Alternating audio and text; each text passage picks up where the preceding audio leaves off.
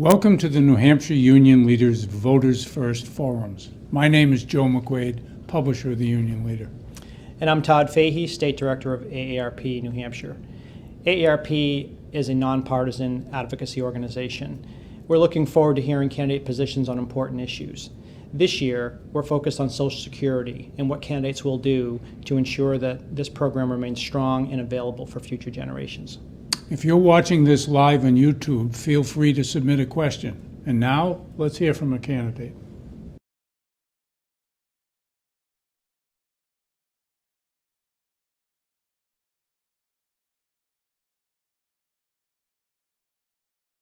First series, co-sponsored with AARP. We're here today with Jim Lawrence, a Republican from Hudson, who is running for the 2nd Congressional District.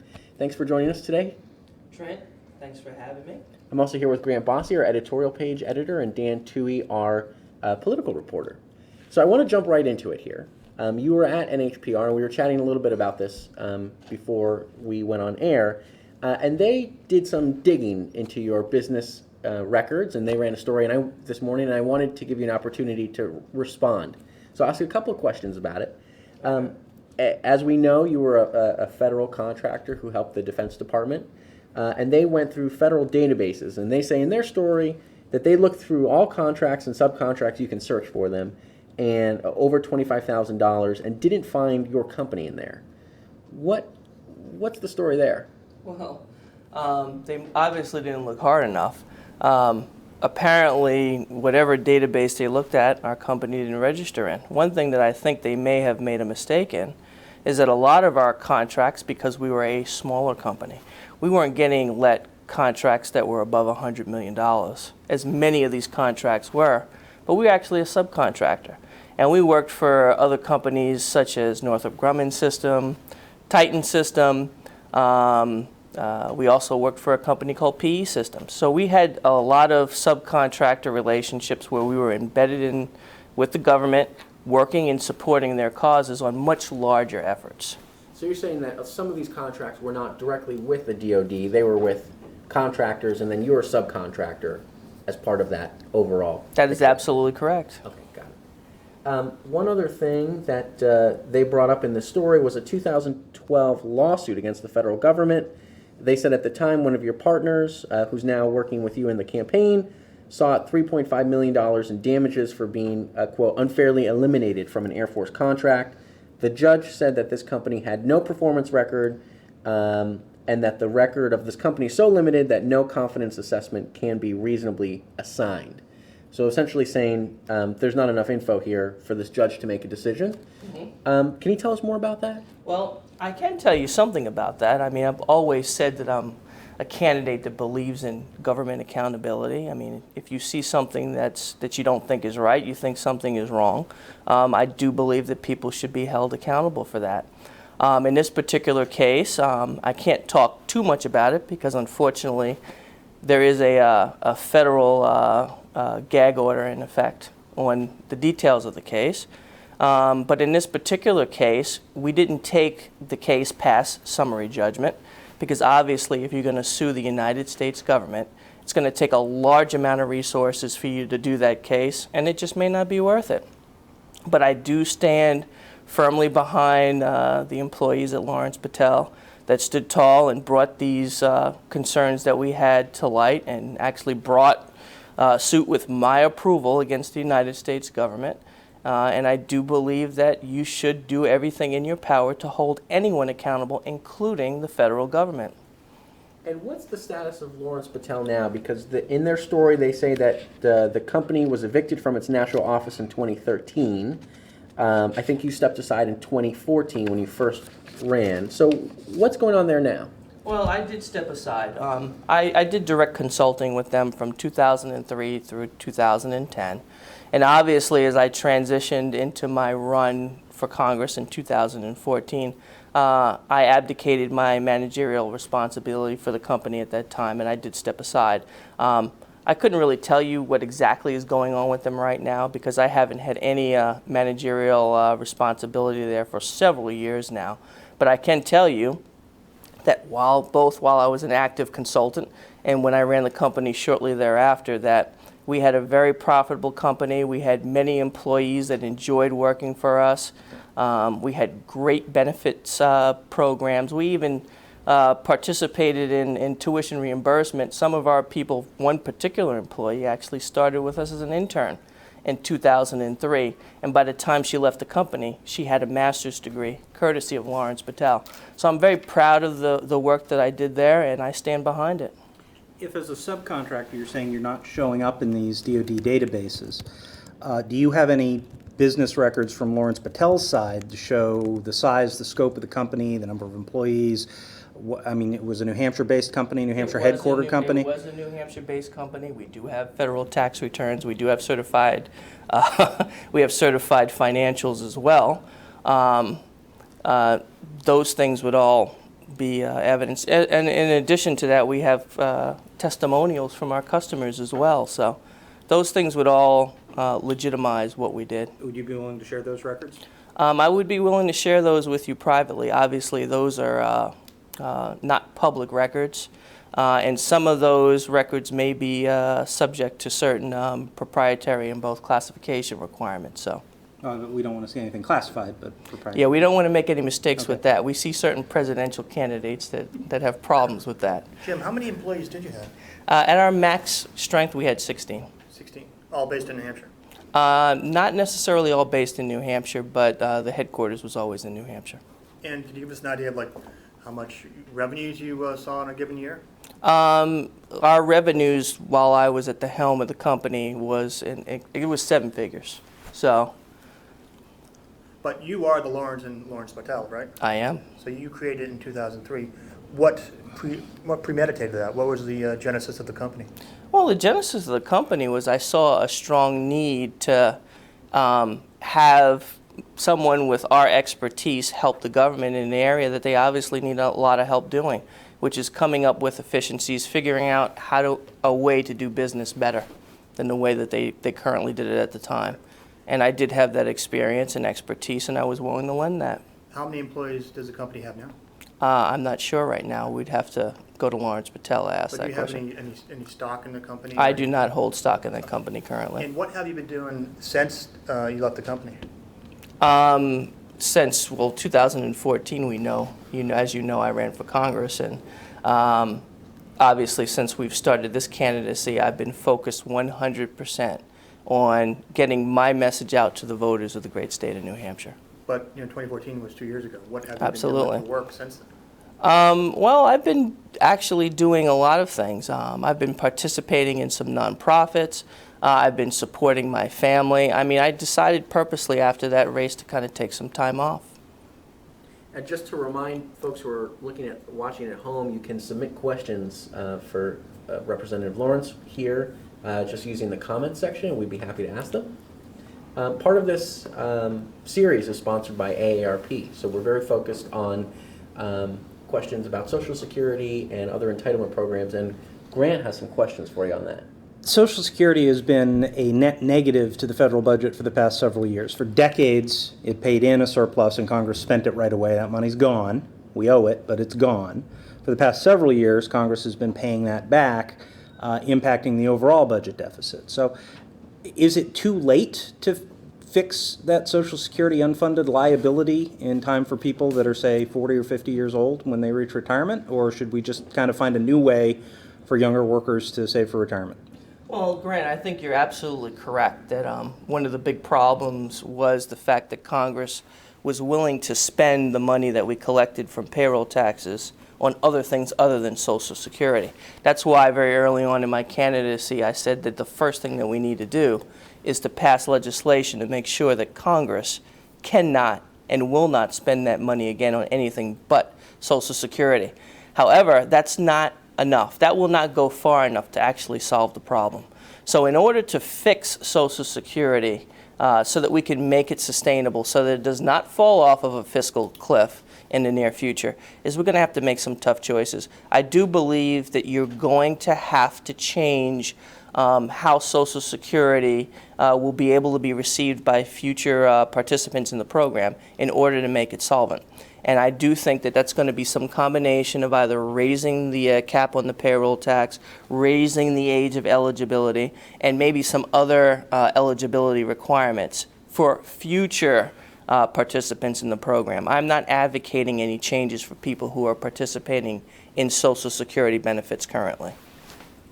Despite that, whenever anybody talks about raising the retirement age, changing the income thresholds, means testing benefits, anything like that, every senior citizen in your district is going to get a postcard saying that you're going to take away their Social Security and their Medicare.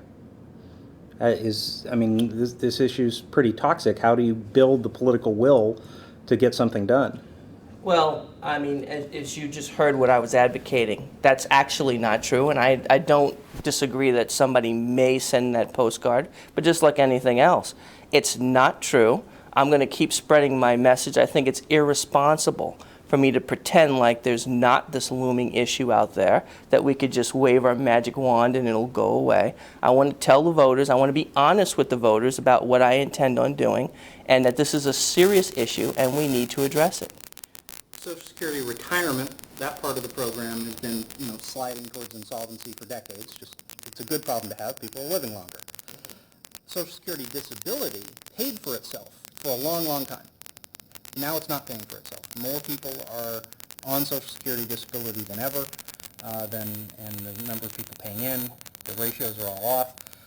Should we tighten disability requirements to make it harder for people to claim soft tissue injuries or depression or other things that are hard to diagnose and hard to confirm?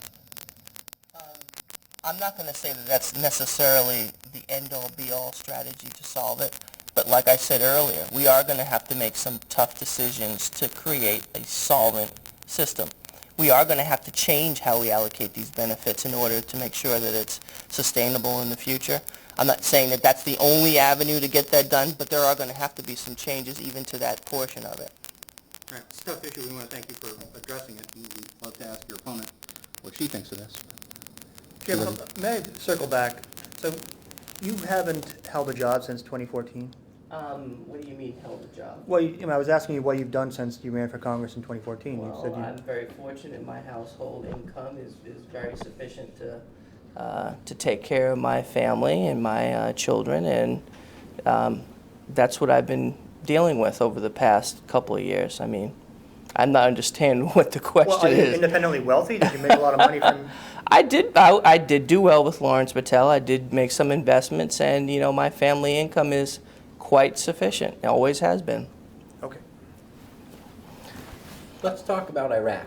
Iraqi forces are, as you know, attempting to take Mosul, and the question for you is, if you were in Congress, what do you think America's role in that should be? In terms of, should there be ground forces? We're currently helping with airstrikes. Should there be more? I mean, where do you see our role? Well, this unfortunate situation really begins with our failed exit strategy from Iraq.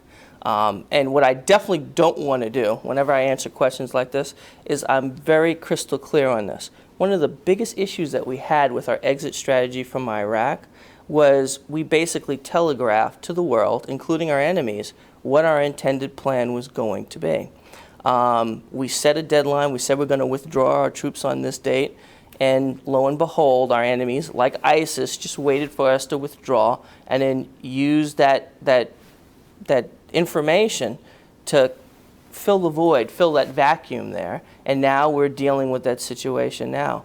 I'm happy that we're finally helping our coalition in Iraq to deal with this situation now.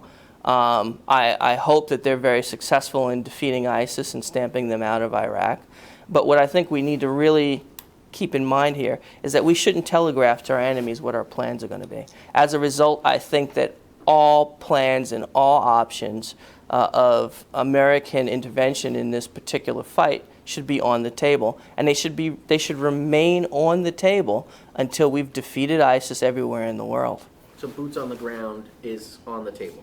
everything's on the table. I'm not saying that that's the strategy that I would advocate, but we certainly shouldn't let ISIS know what we're willing to do or not willing to do to defeat them. We need to let them know that we're committed to defeating them, and whatever's at our disposal that we're willing to use at the time, we'll do it. That sounds like a Donald Trump line right there. That's kind of scary for you to say that, but I don't think I've ever heard him say that quite that way. Well, he said time and again that the U.S. should not be telegraphing what it does or give away any plans for how to combat ISIS. Well, Speaking of Donald that Trump, piece of it, he's definitely right on. Sure. Sorry to interrupt you. It's all right. Speaking of Donald Trump, have any friends encouraged you to back away or to withdraw your support for Donald Trump, given some of the things he's said? And I think that this has been a very charged presidential race this particular year. I think everybody has a strong opinion one way or the other. I've heard just about every argument for or against both presidential candidates up until now. But the one thing that I'm pretty solid on is I think that I need to really focus my attention and my efforts on getting my message out to the voters of CD2 here in New Hampshire. I think they deserve to have that dialogue so they can be informed voters in November to make the decision, the very important decision that they need to make as to who's going to be our next congressman from New Hampshire here in CD2. And I think, unfortunately, a lot of this discussion on what's going on with the presidential race has been a major distraction from some of those serious discussions that, some of which we just talked about, our failed foreign policy, finding a solution to Social Security insolvency, dealing with our national debt crisis, getting our economy going, dealing with the rising cost of college tuition and the student loan program. These are the issues that we need to start focusing on so that the voters of this state can make a good decision in November. two quick follow-ups so we can talk more about the issues that you mentioned. Is there anything that Donald Trump would say that would prompt you to withdraw your support? Well, I don't like to be a fortune teller here. I'm sure there's something he can do to get me to withdraw my support. But I could tell you this right now. I certainly don't support Hillary Clinton as the next president of the United States. And as I look at my platform and what I believe the future, what's in the best interest of the future of all Americans, I have more in common with the platform that Donald Trump is running on than Hillary Clinton. And Donald Trump, has been on the campaign trail saying that the election is rigged or will be rigged. Do you agree with that? Well, I'm only focused on New Hampshire for my election, and we're very fortunate in this state. I mean, we have a long-standing tradition of having, a good reputation for running good elections with not a lot of contention. I think our Secretary of State, Bill Gardner, with the experience that he has and the insight that he has done a wonderful job to help minimize a lot of the issues that we've seen in elections in other states. And I have a high degree of confidence that that will continue in this election cycle here in New Hampshire, particularly for my race. I think will be handled above board, and I think our Secretary of State and our state will do a good job on that election. Thank you. With everything that's going on the Republican side of things, do you think it's hurt your race in particular? Do you think you've had trouble fundraising and getting support from the GOP? And do you wish that there was maybe more organization here? I really think that, and I'm going to go back to my earlier statement, I think the major issue is, I think it's a huge distraction from my race, and I think that the voters deserve to get the information that they need to make an informed decision. As for the organization, I mean, my campaign has been working hand in hand with the state party, and I'm confident that that will continue, and I have a lot of grassroots support throughout the state, so I'm very happy about that. So I think that we're going to keep moving forward the same way that we have, and we're going to fight to get our message out to each and every voter, despite all these distractions that we see swirling around with the negativity that's running in the up-ticket campaigns. With all the attention on the presidential race, New Hampshire Senate race, probably the biggest in the nation for a small state, does your campaign have the firepower and the resources to push that message through, considering your fundraising compared to Congresswoman Custer's? Well, The only thing I could tell you about that right now, Grant, is that no one thought that we would be tied with her in the polls in June with the resource gap there. Nobody thought that our margin amongst independent voters would grow in August with the gap in resources between the two candidacies. And I don't think anybody predicted anywhere in the country that we'd be where we are now. So the resources haven't proven to be that good of an indicator of what's going to actually happen in the election so far. And I'm just going to keep doing what I'm doing. I'm going to keep working hard and fighting to get that message out to the voters. And my very dedicated campaign staff and an army of volunteers across the state that are helping me do that, I'm going to leverage them, and I'm going to touch every voter that I can. And if the voters do their job in November, I will be victorious. Speaking of voters, sorry, let me just get to a YouTube question quick, and then we'll go back to Dan. So speaking of voters, we do have a question from someone who's watching at home. This comes from Alex, who asks, what will you do in Washington to help the New Hampshire economy, specifically New Hampshire small businesses? Alex, that's an excellent question. The first and foremost priority that I would have to go down to Washington to help small businesses in particular is to try and deal with the massive overregulation that currently now the federal government pushes down on businesses.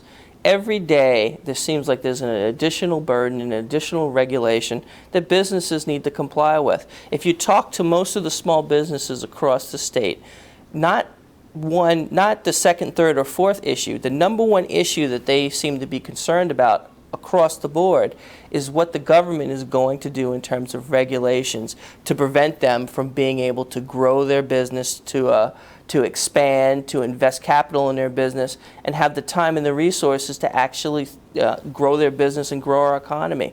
I mean, small businesses are the economic engine of this great nation. So we need to do everything in our power to try and help businesses, not hurt them. And I think, unfortunately, our federal government has hurt business, particularly small businesses, because they're the ones that are more sensitive to these regulations that come down from Washington, D.C. And I'll also add that if you look in the past 8 years, we've had the lowest or the slowest GDP growth rate period in the history of the country. Our largest GDP growth rate year was 3%. We have to do better than that. Sorry, Dan, do you want to go back? I was just following up regarding what Trent asked earlier, but what is the National Republican Congressional Committee doing? It seems like there's no evidence that they're actually in New Hampshire helping you out at all. I wouldn't necessarily say that that's true. I have been in contact with them. We have been talking. I'm not sure exactly to what extent they are going to help my candidacy, but I can't be focused on that. That's D.C.'s decision. Well, it's the sad state of affairs, but it's not new that money wins elections. According to the FEC documents yesterday, you have something like $40,000 raised. How do you compete with Annie Custer, who has multi-millions in her bank account? Well, like I said before, I didn't have as much as her in June. I didn't have as much as her in August. I'm sure I'll have considerably more than that by the time we get to the end of this election cycle. But I don't think that money by itself wins elections. I mean, we've seen some instances across the country where candidates have won races that were supposed to be automatics because of the resources. I mean, the last one that was probably close to this was the one in Virginia, where a candidate won that was outspent by a margin of 10-1. The voters in the end are going to make the decision. Money can have an influence, but I believe that the New Hampshire voters are smart enough to see through that. And if there's a superior candidate with less resources or less money, I think the voters in New Hampshire will give that candidate a try. We have another Twitter question. Sorry to barge in again, but someone tweeted at us. They would like to know, as part of your campaign platform, you've said you want to cut spending, lower taxes, and limit federal government. I think they mean limit the size of the federal government or shrink the size of the federal government, but maintain our military strength. As a budget writer, how do you reconcile all of that? Well, that is a very difficult thing to do. I'm not going to, make any bones about it. We all know that the Department of Defense is the largest discretionary portion of our federal budget currently. But before I get into that, what I'm going to say is that there's not many things that our federal government does that's more important than keeping us safe. Right now, we've got a situation where we're suffering under some of the worst foreign policy we've seen in decades. Our allies don't feel like they can depend on us. Our enemies certainly don't fear us. And we have a lot of people around the world where they are showing signs that they are going to be challenging the United States and our interests worldwide. We see this in Vladimir Putin's action, whether it's his actions with the Ukraine or what he's doing on the border with Poland, lining his missiles up there. We see that with rebels from Yemen firing missiles at our Navy ships in open waters. There's a lot of issues in the world right now that we need to address, and we owe it to the American people that we have what we need in our Department of Defense and from our military in terms of readiness and everything else to keep them safe. This is in addition to the challenges posed by terrorist organizations around the world, like ISIS. So when I say that I'm not necessarily looking to cut DOD, I'm going to be sensitive to efficiencies in DOD, but I'm going to keep our priority to keep Americans safe first. Now, that being said, do we need to get our fiscal house in order?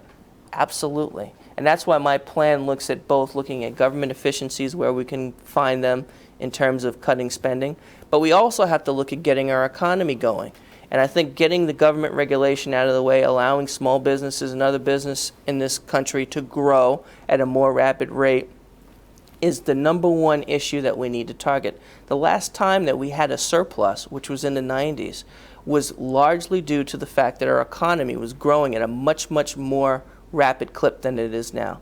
We need to get our economy growing, and we need to control the growth of government. That's the only way we're going to get our fiscal house in order down in Washington. You mentioned education. Congress a few years ago took over the student loan industry. Rates are way up, debt's way up, didn't seem to help. Why should Congress be trying to fix a problem when it just keeps making it worse? I'm not going to disagree with you, Grant. I think the government did do a lot of damage to our student loan program, and I personally don't appreciate that, considering I have 2 kids that are in college right now. That's a very it's a very interesting predicament. We've got some of the highest rising tuition costs that we've seen right now, and when you couple that with the issues that you just highlighted with the student loan program, it's like it's a disastrous effect. And our students are suffering, our families are suffering, and I do think that government does bear some of the blame. So I guess one of the best things that we can do is we can look at some of the causes of some of the regulatory issues that Washington, D.C. created by passing certain laws. We can look at some of the damage that they did by taking over that student loan program and try and detangle that web and pull back some of that legislation so that we could start to improve it again. I don't think that's that much different than what we saw happen with the Affordable Care Act. We knew that when they were passing the legislation that it was going to increase costs and limit people's options for health care. They passed it anyway. They put the law in effect, and lo and behold, we are seeing that happen right now. It's playing out. We have increased costs for medical premiums, and people's health care options are being limited now by the Affordable Care Act. I think the government, unfortunately, in certain cases like this, have a difficult time of effectively implementing systems that work and work well. And this is the old adage that we see come up time and time again. Sometimes government is not the solution, government is the problem. What should be the federal government's role in secondary education?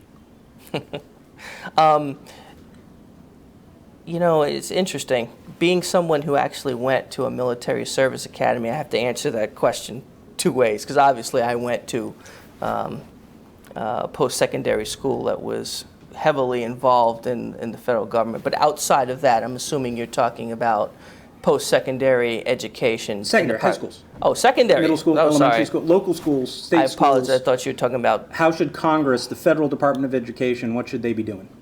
Well, they certainly shouldn't be involved in big bureaucratic, downward-directed programs like Common Core. I do believe that the best products for education comes from local control. I think New Hampshire has a strong tradition of being very successful with that. I think we should do everything in our power to allow that to continue.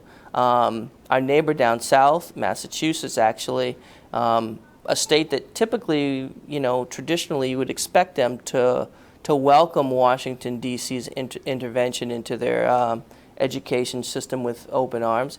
They've had a lot of pushback on Common Core, for example, because they've recognized what we should have known all along, is that it doesn't actually help our education system. It actually damages some of the very education systems that are performing well in the country.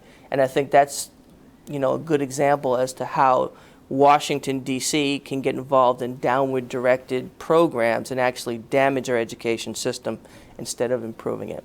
So I think that Washington, D.C. should step away in this case, and we should allow local control of our schools. Would that include abolishing the Department of Ed?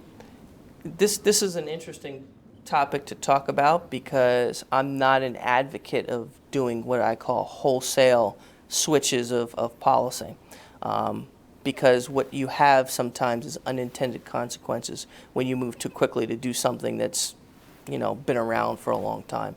We talked about the Affordable Care Act a little bit earlier. I was not for the Affordable Care Act when it was first implemented, but now that it's been law for several years and that system has been propagated throughout the United States, it's difficult to say that you could just rip that system out and not do any damage. I think the same thing would be true for the Department of Education. One thing I might add is that my wife is a 20-year educator. So this is something that is I'm very well versed in my household. We have many conversations about this. So, it's a double-edged sword at this point in time. So I do think you can reform the Department of Education and migrate towards a position where they have a lesser role in terms of the decision-making authority for education at the local level. But I don't think you can eliminate that program on day one and not have some disastrous results. Sure. Your wife, is she a public Yes, figure? yes. Well, she's actually a special education director now. She started off as a preschool teacher. Well, I mean, you said D.C. should step away. I mean, you've talked about this for years, and we respect it for the Republican Party platform as well. A more limited federal bureaucracy is good, according to Republicans. What else? What would you chip away at, if not eliminate it? Well, I'd start with Common Core. I mean, that's the low-hanging fruit. I mean, if you look at what's coming out of D.C. currently, Common Core is the poster child for something where they think they know better than people do in their own communities, how better to service a need, in this particular case, education. That's not the right direction. I think when you look at D.C., there's no way that they can be in a position to know what's in the best interest of, children or educators at the local level. They just can't do it. And another issue that is that what's correct for New Hampshire may not be what's correct for Massachusetts or Louisiana or anywhere else in the state.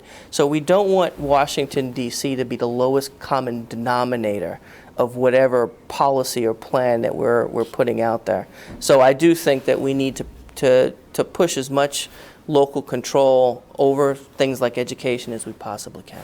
Sir, you've talked about the need to secure the borders.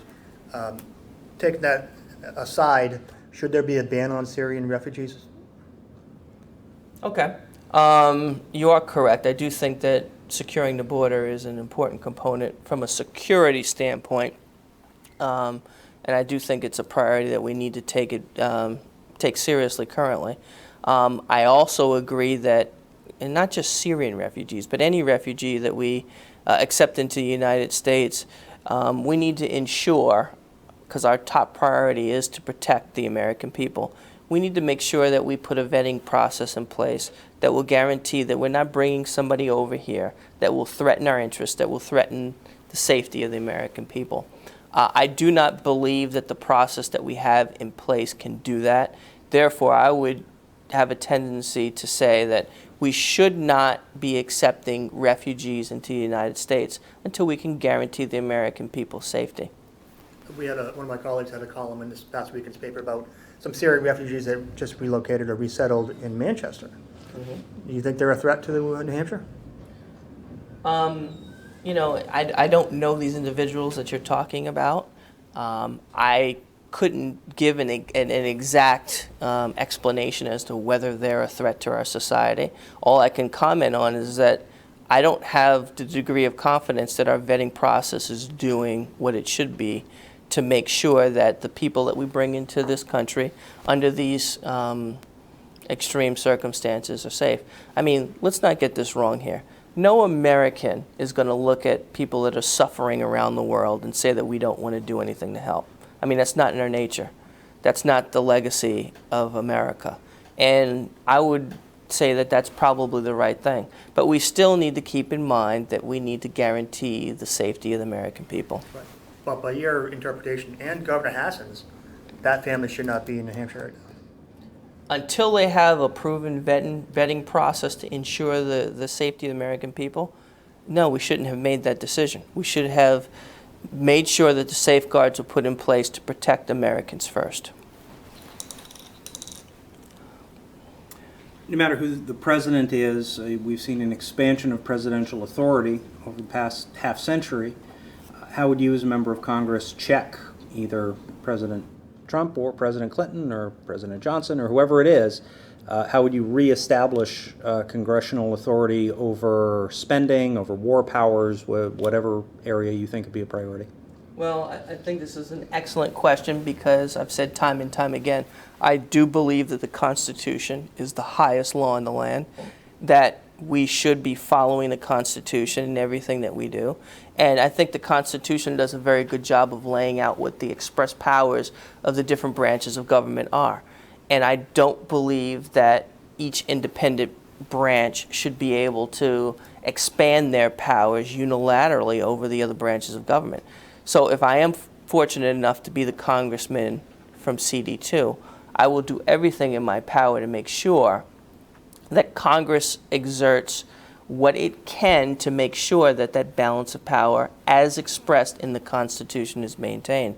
The number one thing that I think Congress can do right now in order to really make that take effect is to actually do the hard work of getting appropriation and authorization bills passed on time. By doing that, they can put the type of language in terms of how the federal government is going to outlay or spend their money in the future. They can actually lay out the plan ahead of time and not give as much authority to agencies or to the administration to be able to execute funding willy-nilly without specific plans or specific authority to do that. That's probably the number one way that the administration can have more leeway in terms of what they want to do. I know it's a tall order. It's very difficult. We haven't had a good precedent of Congress being able to do that, but I think it's important that we start. And there's an added benefit of doing that. When you have a better plan, when you have a more forward-thinking plan in terms of your outlay of federal spending. In other words, your budget plan is not just, oh, wow, we've got a deadline of October 1st, a fiscal year starting, we'll throw a CRA out there and we'll just start spending money at 80%. When you actually plan it ahead of time, you're going to execute that funding more effectively. You're going to be more efficient in how you spend that money. And there's going to be more of a cohesive plan long term on how you're spending that money. So that will help us with reducing, not necessarily the amount that we're spending, but it'll increase the value of what we're getting for the same dollars that we're going to be spending. The Obama administration is operating under a use of force authorization given to President Bush over a decade ago for Iraq and Afghanistan. Congress never voted in Libya. Congress never voted in Syria. Should the next president come back to Congress and ask for a declaration of war against ISIS? That's a very interesting question. I don't think they should ask for a declaration of war against ISIS because ISIS is not a nation. It's not a country. Do I think the president does need to ask Congress for authority to continue a prolonged conflict? Absolutely. I mean, I do believe the provisions of the War Powers Act should be followed. I think it's an important tenet to make sure that that balance of power is maintained between the office of the president and Congress when it comes to utilization of our military forces. And I do think that, unfortunately, this might be a case where we're running fast and free with the rules. Is there one issue that you could point to where you either agree with Secretary Clinton, let's say you're elected and she's elected, and you have to work to get, work across party lines to get something done in DC? Is there one issue where you either agree with her or you think you can find consensus with where she stands on issues? Well, I think that if you look at what's going on with this drug crisis currently in the country, I can't think of many politicians that would disagree that we should be putting our best foot forward and working together collectively to target and fight this drug crisis and do everything in our power to give help, give support to the local and state governments where necessary in order to give them the resources they need to combat this. I think that's one area where we might be able to agree. But I can honestly tell you, I certainly wouldn't agree with her on foreign policy. Are there areas where you disagree with President Trump and you try to block him? I think my duty is clear to the people of the 2nd Congressional District here in New Hampshire. So everything that I do will be as a result of my belief that it's in their best interest to do so. So if it's President Trump or it's President Clinton, it's irrelevant. If it's against the best interest of the people of New Hampshire, then I'm going to fight against them. Just looking at the district a little bit, in terms of the breakdown between Democrats and Republicans, do you think that this district has been gerrymandered, that it's almost impossible for a Republican to win? When I first started running, I don't think this is a secret, that most people didn't think that a Republican had a fighting chance in CD2 in New Hampshire.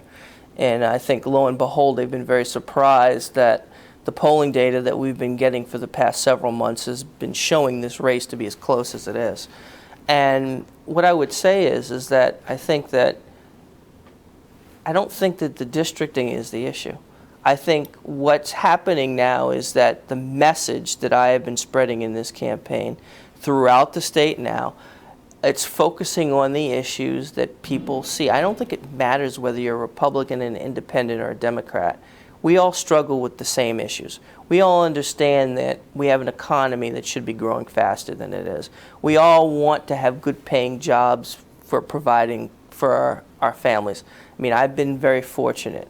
I've always been able to provide for my family. My family has been well taken care of. It's a very large family, but our family, like every other family in this state, there are challenges, there are struggles. And the people in the state understand that that needs to be a focus area that we need to fix. They also understand that we're not safe from terror around the world. They also understand that there are many obstacles in our future to have good foreign policy, to ensure the safety of the American people, both home and our allies abroad.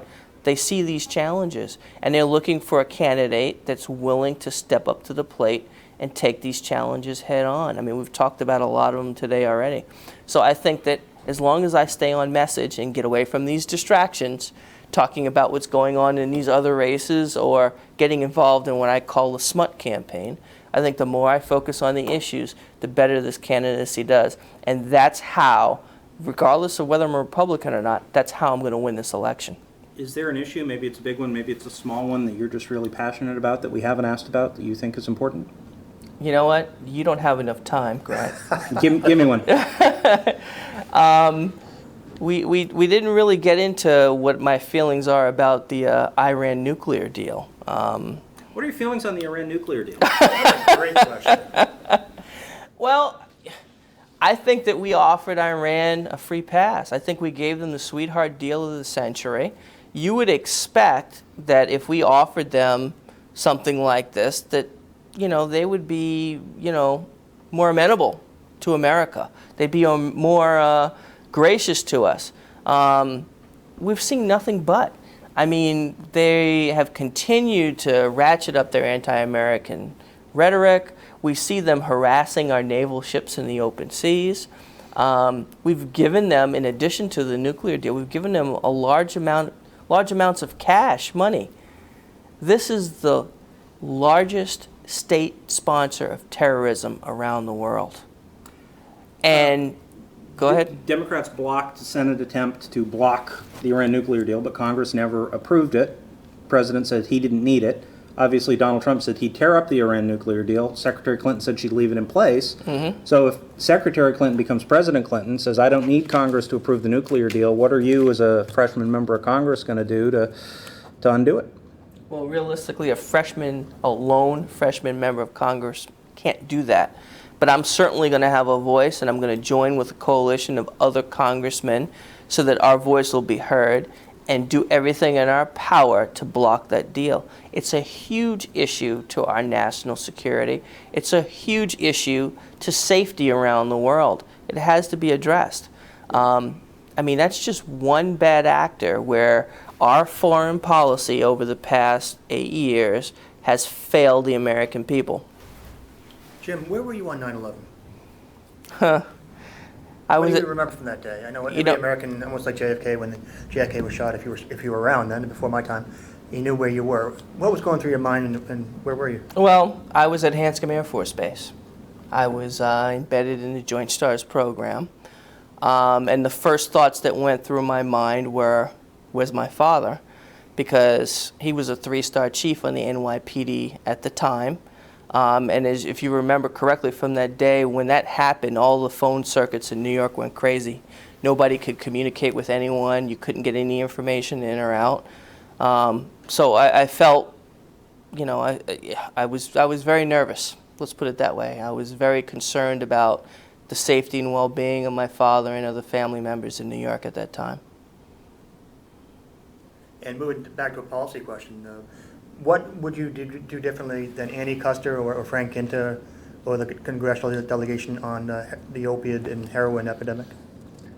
You know what? One of the things that I think has worked well, and I'm very proud of the fact, is that our entire delegation, whether they're Republican or Democrat, have come together and worked hard on this issue.